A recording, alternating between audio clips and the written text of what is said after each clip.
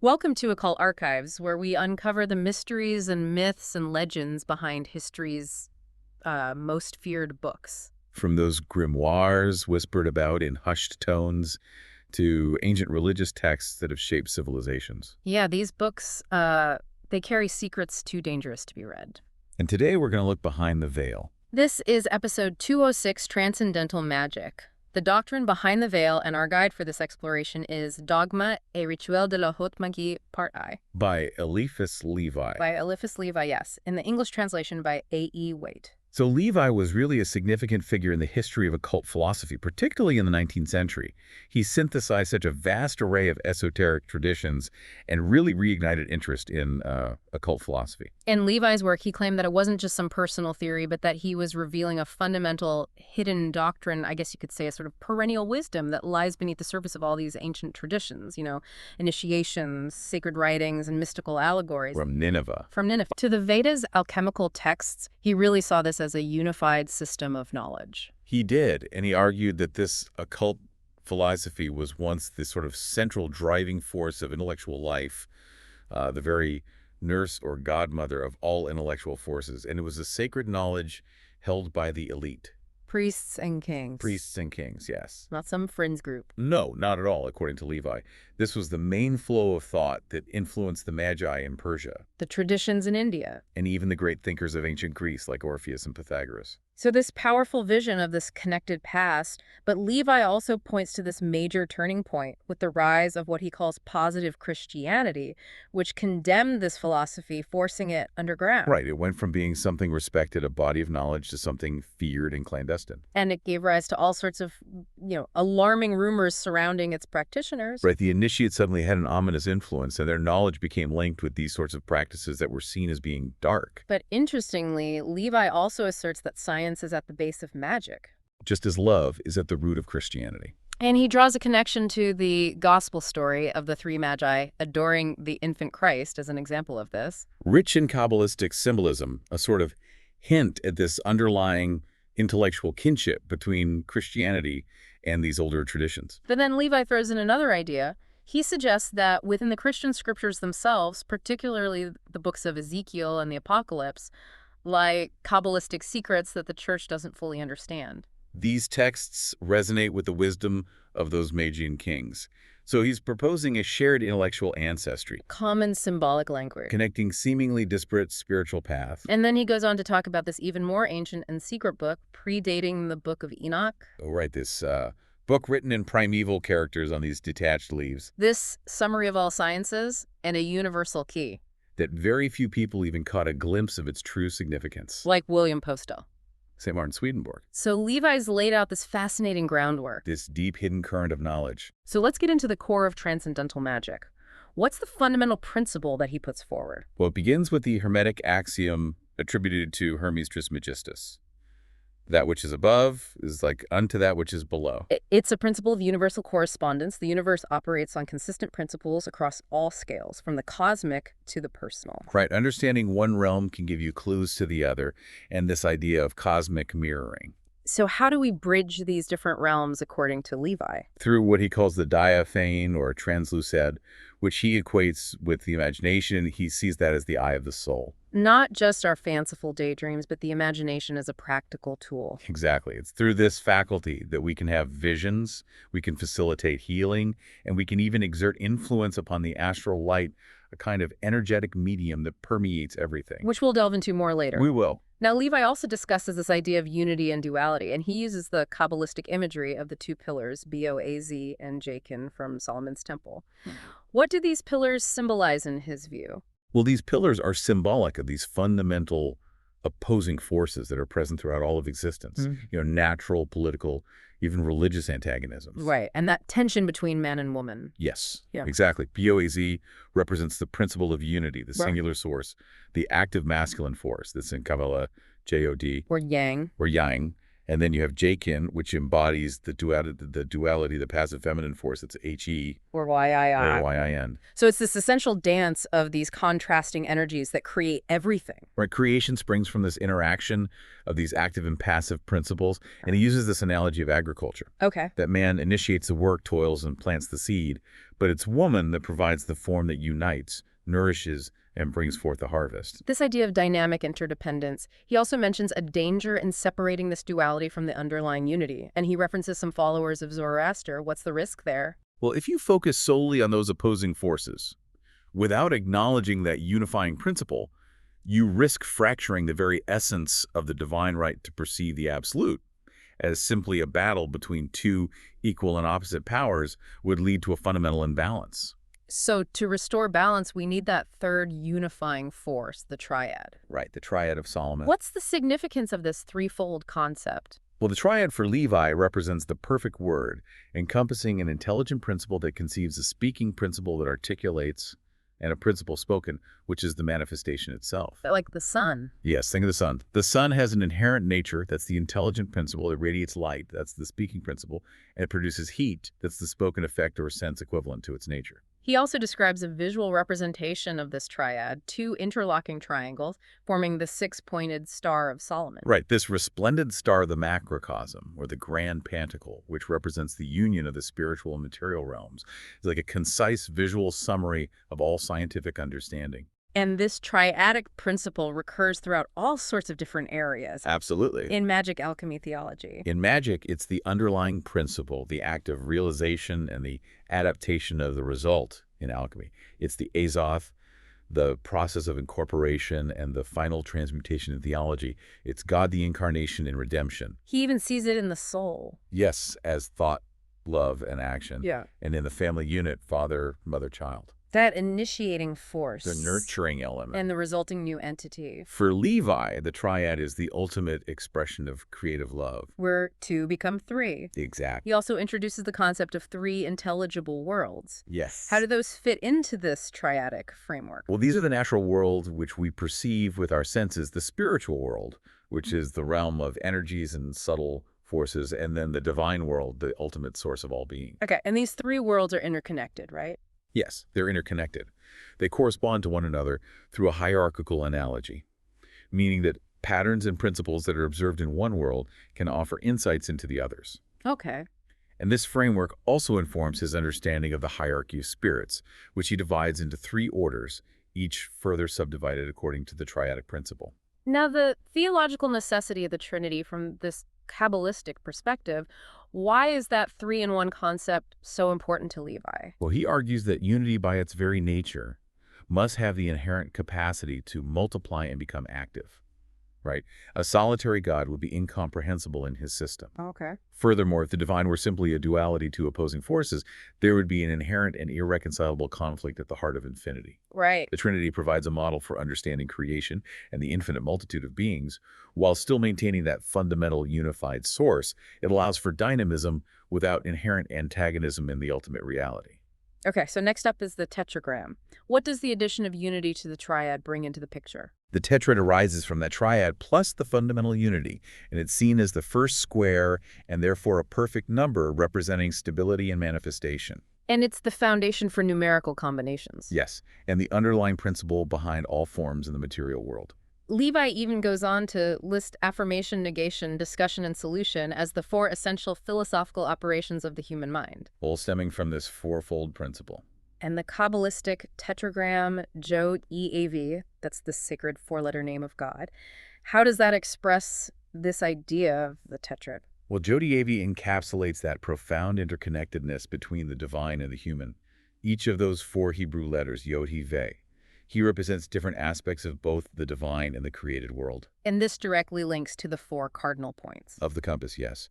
And it really underscores the universal law of analogy as above, so below, that mirroring between the structure of the divine name and the structure of the cosmos. He also mentions the symbolic importance of the cross. Yes. In relation to the tetrad, the cross, whether it's the tau or the staros, is seen as the principle of unity dividing itself to produce those four distinct arms or directions. Right, and it appears in many ancient mysteries from India to Egypt. And it holds significance within occult masonry. He also points out its presence within other important occult words like Azoth and NRII, and he even references William Postle's interpretation of Christ's monogram, Rota, which he connects to the symbolism of the tarot. And how does Levi see the tetrad manifesting in the natural world? Well, he connects it to the fundamental dimensions, height, breadth, depth, and a fourth implied dimension of existence. Right. He also links it to those four primary emotions that arise from two opposing forces, like attraction and repulsion, drawing an analogy to the way that minds are governed by these different impulses. Okay. Furthermore, Levi sees the four distinct phases of human life: birth, life, death, and immortality, is a clear manifestation of this tetradic principle, Right. with immortality being presented as a sort of logical necessity within this framework of balanced forces. Right then, there are the four magical elements, and Levi seems to offer a more nuanced understanding of these than the common associations. Absolutely. While the vulgar understanding might be those classical elements of air, water, earth, and fire, Levi delves into their deeper magical and symbolic meanings in alchemy. They're represented by sulfur, mercury, and azoth. Right? In Kabbalah. They correspond to macroprosopus, the greater countenance, microprosopus, the lesser countenance, and the two mothers, those fundamental feminine principles. Right, and in ancient hieroglyphics. They're linked to the man, the eagle, the lion, and the bull. He emphasizes that these aren't simply physical substances, but they represent these foundational principles and energetic forces. So what's his occult physics of the tetrad? How does he understand the interplay of these four elements? He pairs air and earth as the active male principle, and then fire and water as the receptive female principle. And these, in turn, correspond to those fundamental concepts: spirit matter, motion, and rest. And Levi argues that the entirety of scientific understanding can be reduced to the dynamic interplay of these four interconnected concepts. It's a very elegant, if abstract, system. It is. Let's move on to the pentagram. What's its key significance within Levi's system of transcendental magic? Well, the pentagram, the five-pointed star, is for Levi the quintessential symbol of the human microcosm, the individual, as a reflection of the larger universe. Right. It represents humanity's will and its potential power to dominate the four elements, and what he refers to as infernal phantoms, negative energies or influences. The 5 points mirroring the head and 4 limbs, Right. symbolizing human mastery. Precisely, the head representing the seat of intellect and will, and the hands and feet symbolizing our agency and control over the physical world. Levi also mentions the pentagram's practical use in ritually measuring the athanor. That's the alchemical furnace used in the creation of the philosopher's stone. Yes, and also as a symbolic representation of the quintessence, that fifth essential element that transcends the other four. And there's that intriguing claim about its Kabbalistic usage by initiated women to influence the appearance of their unborn children. Yes, Levi posits that women initiated into these mysteries could, through the Kabbalistic application of the pentagram. Likely involving focused intention and symbolic visualization. Yes, they could influence the characteristics of their offspring. It's a claim that speaks to the perceived power of focused will and symbolic action on the very formative forces of life. Although it's certainly a controversial idea within a modern scientific context. Now, Levi delves into magical equilibrium, introducing the Kabbalistic great and supreme triangle of Kether, Chokmah, and Bina. What does this divine triad represent in the context of magical practice? This supreme triad represents the highest levels of divine manifestation. So you have Kether, the crown, which is pure being and reason. Yeah. Then you have Chokmah, wisdom, which embodies necessity in the divine plan. And then you have Bina, understanding, which represents liberty and the formative power. Right. In the human realm, Levi correlates these to fatality. The constraints we face. Yes, and will our capacity for choice and power, our ability to act. And so magical equilibrium arises from this harmonious alignment and interplay of these forces within the individual and the universe. So miracles in magic aren't about some supernatural breaking of natural laws, but a skillful application of laws that are known to the initiated but generally ignored by the masses. Exactly. He uses the biblical example of Moses bringing forth water from the rock. Right. He wasn't creating water ex nihilo. He was possessing the occult knowledge to access a pre-existing source through these specific means, and Levi emphasizes that many occult laws operate in ways that seem counterintuitive to our everyday understanding, like that principle of sympathy between contraries rather than likes. Right, or nature's aversion to a vacuum. Exactly. Now, what's the crucial role of a focused, lucid will in all this magical work? Levi stresses the immense power of a clear, unwavering will that's acting upon the astral light. That a focused intention can directly influence events within this energetic medium, ranging from practices like magnetic healing to the subtle impregnation of places and objects with specific energetic signatures. So it's about directing the universal life force through the power of conscious intention. Yes. Let's move on to the fiery sword and the significance of the septenary, the number 7. Okay. Why is 7 considered such a sacred number in these occult traditions? The septenary, the number 7, holds a sacred status because it represents the union of the triad, the three, the spirit, and the tetra, the four, the matter. Okay. It symbolizes magical power in its fullness, the mind empowered by the fundamental elements, the spiritual realm interacting with the material world in this complete and integrated way. And the tarot card, he describes the crowned warrior with the sphinxes and the fiery sword. What does all that imagery represent in terms of magical power? Well, this imagery, which Levi connects to the Sanctum Regnum mentioned in the ancient Keys of Solomon, is a potent symbolic representation of the fully realized adept in Pan. The cube upon which he sits is the Philosopher's Stone. The foundation of alchemical transformation. Exactly. The two sphinxes symbolize the balanced opposing forces of the great magical agent. What we earlier identified as Jachin and Boaz, the warrior's cuirass, represents inner knowledge and protection.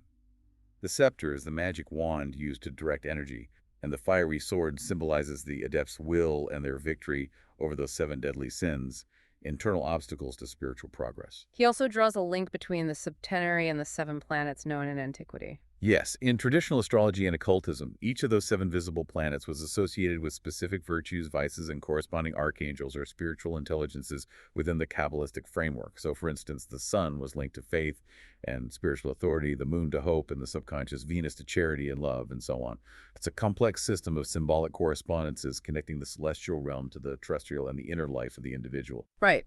Shifting gears slightly to realization, what's the core principle Levi lays out regarding the attainment of magical knowledge? Levi firmly states that causes manifest through their effects, and that the divine word finds its affirmation in the tetradic structure of creation. Right. In occult science, he emphasizes that everything must be considered real, and that theories must be rigorously tested and grounded in personal experience.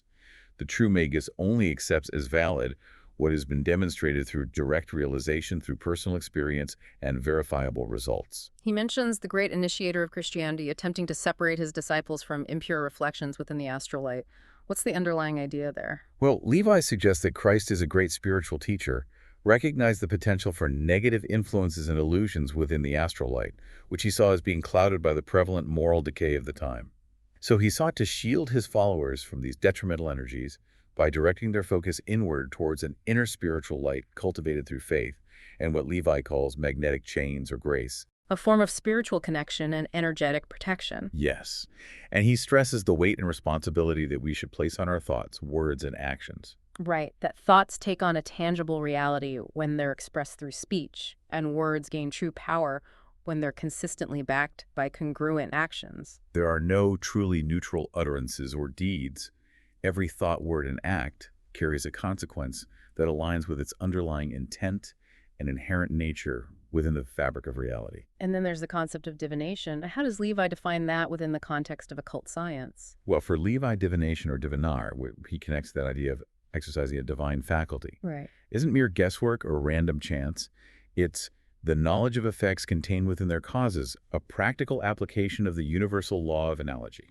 So the initiated individual trained in reading those subtle currents and imprints within the astral light can perceive the seeds of future events already present in the past and present. Precisely.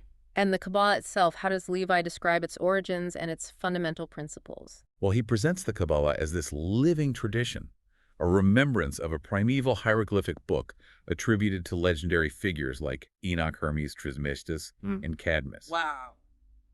He sees it as a symbolic distillation of this ancient foundational wisdom built upon that core dogma that the visible material world is a proportional and measurable reflection of the invisible spiritual realm. So it's about understanding the balance of opposing forces in the physical world to gain insights into deeper metaphysical truths. Exactly. The Kabbalists, according to Levi, saw equilibrium as the fundamental law governing all of existence. Okay. And this led them to identify key pairs of seemingly opposing yet ultimately complementary attributes within the divine itself, like stability and motion, Right. or severity, Gebura, and mercy, Cheesed, all balanced by the ultimate unity of the crown Kether and its manifestation in the kingdom Malkuth. Okay, and what about the 10 Sephiroth? What role do they play in this Kabbalistic system? Well, the 10 Sephiroth are considered primary emanations or attributes of the divine. Each one is a fundamental notion that's linked to the first 10 letters of the ancient Hebrew alphabet. Right. They represent core principles and numerical values, ranging in a hierarchical structure from Kether, the source of all, down to Malkuth, the realm of manifestation. You can think of them as stages or facets through which the divine energy unfolds and becomes manifest in creation. Okay, Levi also makes a strong connection between the Kabbalah and the Tarot. How does he see these two systems relating to each other? Well, he describes the tarot as a kind of hieroglyphic book in its own right, Okay. containing a pictorial representation of the Kabbalistic alphabet, and organized as this wheel of four suits the decades, Okay. each containing progressive figures, the court cards that symbolize different aspects of humanity and its journey. And he sees those 22 major arcana cards as directly corresponding to fundamental dogmas and core beliefs within the Kabbalistic tradition. And the four suits of the tarot clubs, cups, swords and circles, or pentacles, what do they signify in this Kabbalistic interpretation? Well, according to Levi, these four suits are deeply symbolic representations of those four letters of the Tetragrammaton JODHEVA. Okay.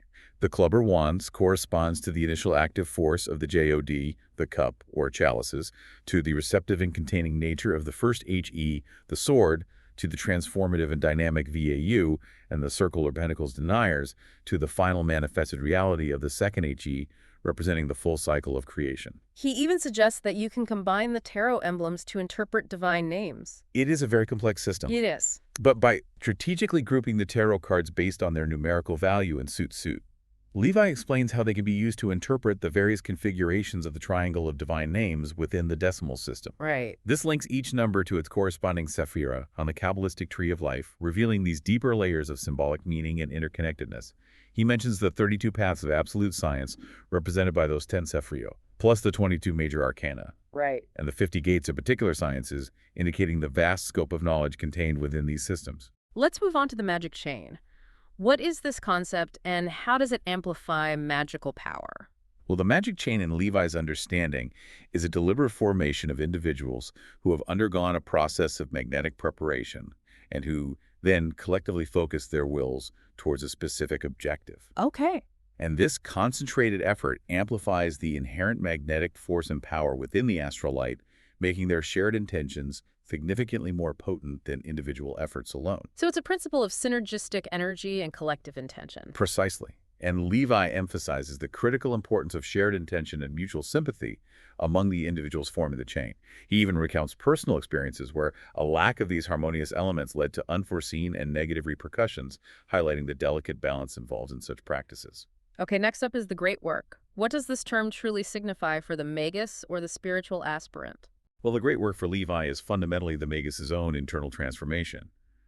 It's the process of separating the subtle spiritual aspects of their being from the gross material aspects. And this is symbolically achieved through those alchemical principles of philosophical salt, representing wisdom and stability. Mercury representing skill and adaptability, and sulfur representing vital energy and transformative power. So the elaborate parables of the alchemists are primarily intended to be understood on this spiritual and psychological level. Yes, Levi strongly advocates for looking beyond the literal chemical processes described in alchemical texts and understanding their allegorical meaning in relation to inner spiritual development. Okay. And this interpretation is guided by that fundamental dogma of correspondences as above, so below, meaning that the processes observed in the material realm mirror those occurring in the spiritual and psychological realms. And what about the alchemical claim of achieving this great work with little time and money? Is that to be taken literally? Well, Levi interprets this alchemical adage metaphorically. The little time refers to the power of a strong and resolute will capable of accelerating inner transformation. And the little money alludes to the fact that the most essential tools for this work are internal, the inherent ethanol. The alchemical furnace. Yes, resides within each individual, fueled by their own intention and spiritual striving. Oh, now we enter more shadowy territory, necromancy and evocation. What's Levi's Kabbalistic understanding of the nature of souls after death? Well, Levi proposes that souls after the death of the physical body exist in a kind of embryonic or latent state. Okay. He even suggests that this embryonic condition can sometimes begin during earthly life through those intense states of obsession or profound love. Okay. And in the spiritual realms, he believes that souls continue to evolve, grow, and even multiply.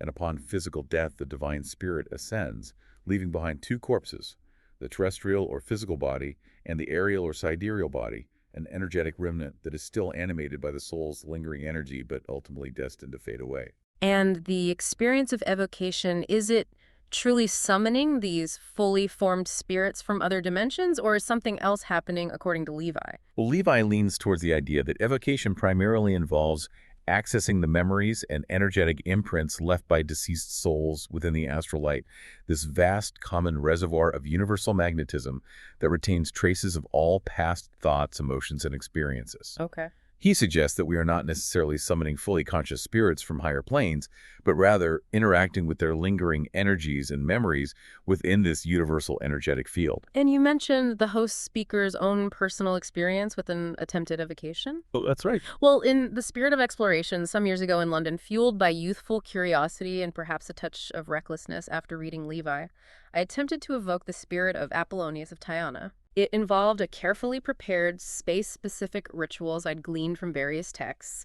The air felt heavy charged, and yes, an apparition of sorts did manifest, a fleeting, shadowy figure now. Was this the actual spirit of Apollonius or a manifestation of my own subconscious, fueled by expectation and the charged atmosphere? It's hard to say for sure. It is Levi's perspective suggests the latter, an interaction with the potent energies and imprints within the astral light. It was a powerful experience regardless of its true nature, and certainly gave me a healthy respect for these practices and their potential psychological impact. Levi himself cautions against the habitual use of such practices, highlighting their potentially destructive nature. He also touches upon this rather unsettling Kabbalistic distinction between apparent and real death. Oh yes, the Kabbalists that Levi referenced believe that the moment of apparent physical death when someone is buried and the moment of true spiritual cessation are not always simultaneous. They posit the possibility that some individuals that are interred might still possess a degree of consciousness within their sidereal bodies, while conversely, others who appear to be living, such as those suffering from profound and irreversible mental illness, might in a sense already be spiritually dead with their physical form merely animated by those lingering energies of the sidereal body.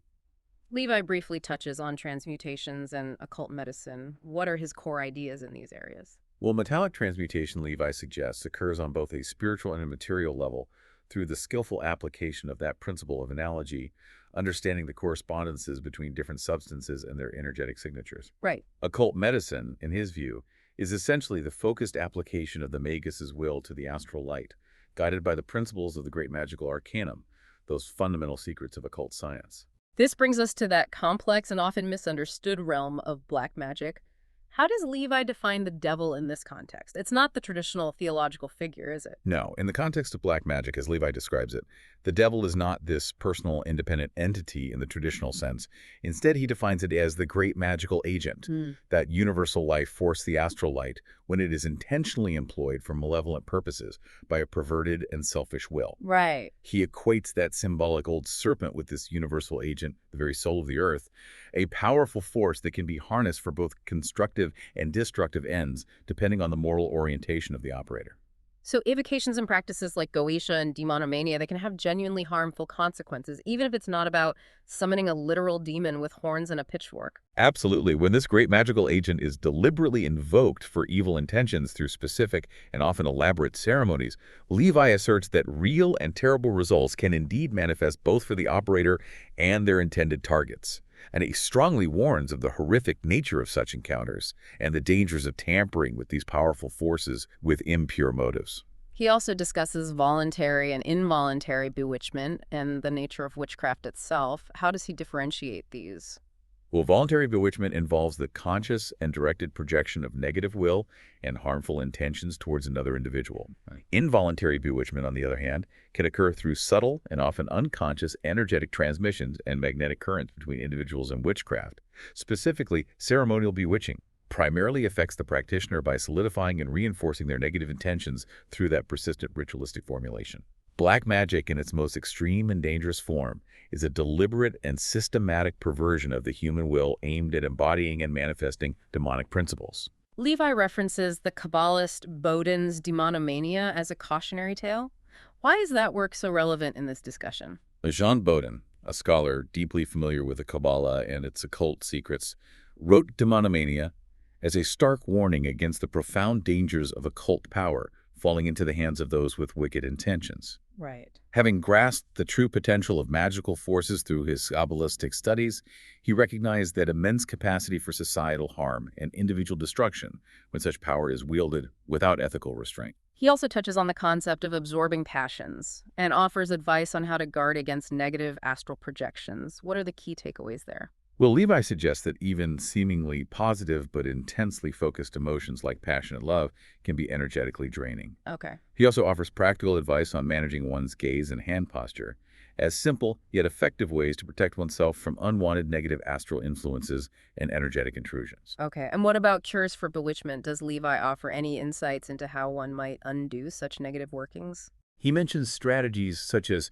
substitution, redirecting the negative energy onto another object, or being if ethically questionable, and the more direct approach of disrupting or severing that harmful astral connection. Right. He even alludes to folk traditions and that cyclical nature of astral energies, using the biblical analogy of demons entering swine to illustrate the idea of negative forces eventually returning to their source or finding a more suitable vessel. We can touch briefly on astrology and charms and filters. Levi doesn't go into great detail here, but what's his general stance? Well, astrology is mainly referenced in the context of the 7 planets. Yeah. That there's symbolic associations with the septenary and various virtues and vices. Right. Regarding charms and filters, Levi views them primarily as intoxicating substances that can alter astral representations and influence the imagination. But he doesn't elaborate extensively on their specific workings or applications in this part of his work. Okay, let's move to the Stone of the Philosophers, Elagabalus. This seems like an unexpected connection. What's the link?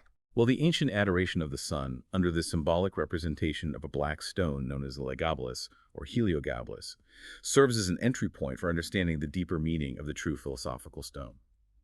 Levi defines this stone not as a literal material substance, but as the true salt of the philosophers, the very foundation of absolute philosophy and supreme reason. And he asserts that attaining this level of intellectual and spiritual clarity is a necessary prerequisite before attempting any form of metallic transmutation. And how does Hermes Trismegistus's famous advice to separate the subtle from the fixed apply to understanding the philosophical stone? Well, this alchemical maxim quoted from the Emerald Tablet signifies the crucial need to distinguish between what is truly certain and what is merely belief, to separate genuine scientific understanding from unquestioned faith. The philosophical stone representing absolute truth and wisdom can only be attained by those who can clearly discern verifiable knowledge from unsubstantiated opinion. He even makes this rather bold statement that the absolute, in a certain sense, precedes even God. That sounds like a radical idea. Levi argues that the absolute, the immutable and eternal law of reason and truth is the very ground of being upon which even the existence and actions of God are predicated. Right. He references St. Thomas Aquinas' idea that God wills what is just, precisely because it is just, suggesting that this inherent justice and reason exist as this prior principle. He also mentions that Kabbalistic representation of the philosophical stone is a square object inscribed with significant divine and human names, symbolizing its foundational and universal nature. Next, we have the universal medicine. What's Levi's perspective on the nature of life, death, and the underlying vitality that permeates everything? Well, Levi views life as a fundamental form of movement, Okay. and universal life as the direct result of the universal agent, the astral light, being set into motion by the first cause, the divine will. He aligns with the Kabbalistic understanding that nothing truly dies in an absolute sense. Rather, everything undergoes transformation, with what we perceive as decomposition being simply the liberation of living molecules to rejoin the cosmic cycle. He seems quite critical of practices like embalming and mummification. He sees these practices as superstitious attempts to resist the natural order of the universe and essentially create death by forcibly arresting the decomposition process, which he views as a necessary stage in the liberation and reintegration of life's building blocks. And his assertion that death is a gradual process and that resurrection might be possible in certain circumstances. Yes, Levi argues that death, much like sleep, is a progressive process rather than an instantaneous event. Right. And as long as any vital signs persist, the potential for the soul to return to the body remains. Okay. He considers lethargy as a form of uncompleted death, and suggests that in specific cases, particularly with what he calls elementary souls, those less strongly individuated resurrection might indeed be possible, even referencing magnetic sleep as a form of curable fictitious death. He also touches upon that controversial idea that reducing sensibility through means like chloroform or even magnetism can paradoxically diminish the intensity of life, suggesting a role for struggle and sensation in the vital force. Finally, we come to divination once more. Levi returns to this topic with a rather profound statement about its true meaning. Yes, he asserts that to divine, divinar, is to exercise divinity. Wow. It is, in his view, one of the inherent privileges of the initiate who has gained mastery of the great arcanum. Right. He defines a prophet not as a mere predictor of the future, but as one who possesses the ability to see effects within their underlying causes and to accurately read the currents and imprints within the astral light. Similarly, a thaumaturge is not just a miracle worker, but one who understands how to actively work upon and direct the universal agent. And his strong belief in the tarot as the ultimate tool for divination. Well, Levi considers the tarot to be the most perfect and comprehensive instrument for divination due to that analogical precision of its symbolic figures and numerical arrangements. He believes that the oracles that are derived from the tarot are always fundamentally truthful. And even when it doesn't explicitly foretell the future, it serves to illuminate hidden aspects of a situation and offer profound wisdom and guidance. He briefly mentions the work of Aliat, also known as Itea, on the tarot, acknowledging his valuable contributions, but also pointing out what he considers to be his ultimate misinterpretations of its deeper meaning. And Levi concludes by stating that the complete and proper method for interpreting the tarot will be detailed in his subsequent ritual, promising to unlock its insights into destiny, philosophy, and religion through its intricate system of correspondences across the three worlds, the spectrum of colors, and those fourfold and sevenfold structures of sacred knowledge. So in essence, the summary and general key.